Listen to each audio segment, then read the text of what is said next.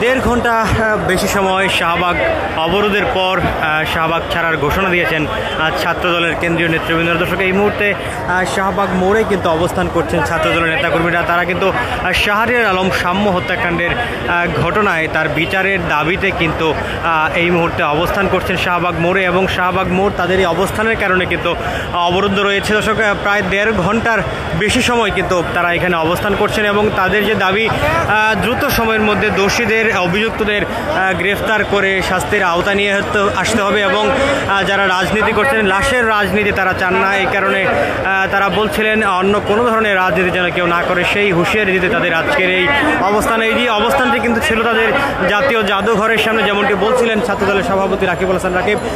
এই অবস্থানটি ছিল শাহবাগ জাতীয় জাদুঘরের সামনে, তবে সেখানে স্থান সংকুলন না হয় তাদেরকে শাহবাগ মোড়ে আসতে হয়েছে, সেই বিষয়টি তিনি বলছিলেন। এবং এই অবরোধের কারণে যেই যান চলাচল বিঘ্ন ঘটেছে এবং সাধারণ যাত্রীদের কাছে তিনি দুঃখ প্রকাশ করেছেন। তবে তিনি এই বিষয়টিও বলছিলেন যত তাদের যেই দাবি অর্থাৎ সাম্য হত্যার যদি যারা জড়িত রয়েছেন তাদেরকে দ্রুত সময়ের মধ্যে গ্রেফতার এবং দৃশ্যমান বিচারের আওতায় যদি তাদেরকে না আসা হয় তাহলে তারা আরও বড় ধরনের কর্মসূচি ঘোষণা করবেন বলে কিন্তু তিনি জানিয়েছেন। এবং এই সাথে কিন্তু তারা বলছিলেন ছাত্রদলের নেতাকর্মী যারা রয়েছেন তারা কিন্তু ঢাকার বিভিন্ন ইউনিট থেকে এখানে আজকের এই সমাবেশে যুক্ত হয়েছেন।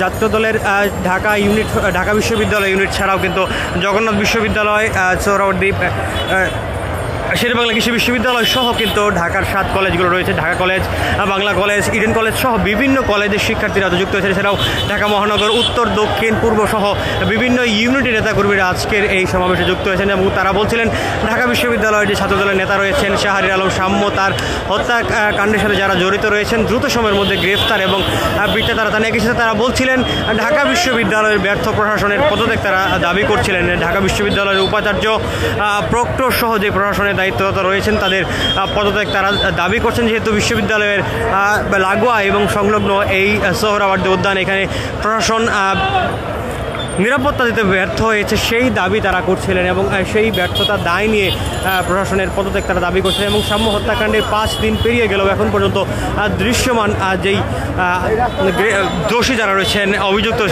অভিযুক্তদের দৃশ্যমান গ্রেফতারের বিষয়ে এখন পর্যন্ত আইন শৃঙ্খলাকারী বাহিনীর সদস্যদের বা আইন শৃঙ্খলা বাহিনী কোনো পদক্ষেপ তারা দেখতে পাননি। এই কারণে কিন্তু তারা বলছিলেন তাদের যে দাবি রয়েছে শাহরিয়ার আলম সাম্য হত্যার সাথে জড়িতদের দ্রুত সময়ের মধ্যে মূল অভিযুক্তদের গ্রেফতার করতে হবে। এবং আজকের এই সমাবেশে কিন্তু উপস্থিত ছিলেন শাহরিয়ার আলম সাম্যের বড় ভাই সৈকত। তিনি কিন্তু সকালে যখন ঢাকা বিশ্ববিদ্যালয়ের শিক্ষার্থীরা শাহবাগ থানা অবরোধ করেছিলেন সেখানে উপস্থিত ছিলেন, তিনি কিন্তু সেখানেও কথা বলেছেন। তিনি জানিয়েছিলেন পুলিশ প্রশাসনের কাছে তিনি জিজ্ঞেস করেছিলেন যখন এই যে হত্যাকাণ্ডের ঘটনা ঘটেছিল সেই সময় যে প্রত্যক্ষদর্শীরা ছিলেন সেই প্রত্যক্ষদর্শীরা যখন দুজনকে আটক করেছিল সেই আটককৃতদেরকে ছেড়ে দেওয়া হয়েছিল এবং তার পরবর্তী সময়ে প্রাইভেট হাসপাতাল থেকে অভিযুক্তদের গ্রেফতারের বিষয়টি নিয়ে কিন্তু যেই দোয়াশা তৈরি হয়েছে সেই দোয়াশা নিয়ে কিন্তু জিজ্ঞাসা করেছিলেন শাহরিয়ার আলম সাম্যের বড় ভাই সৈকত।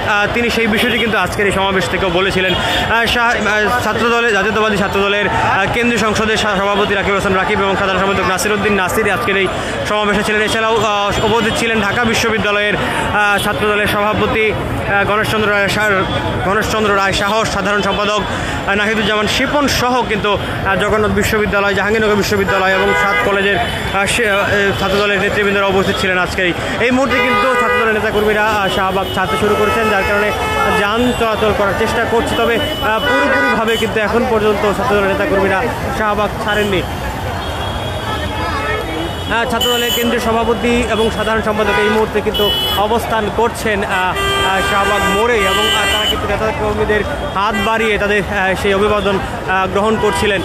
যারা উপস্থিত হয়েছে তাদেরকে ধন্যবাদ জানিয়েছিলেন ছাত্রদলের সভাপতি রাকিবুল ইসলাম রাকিব।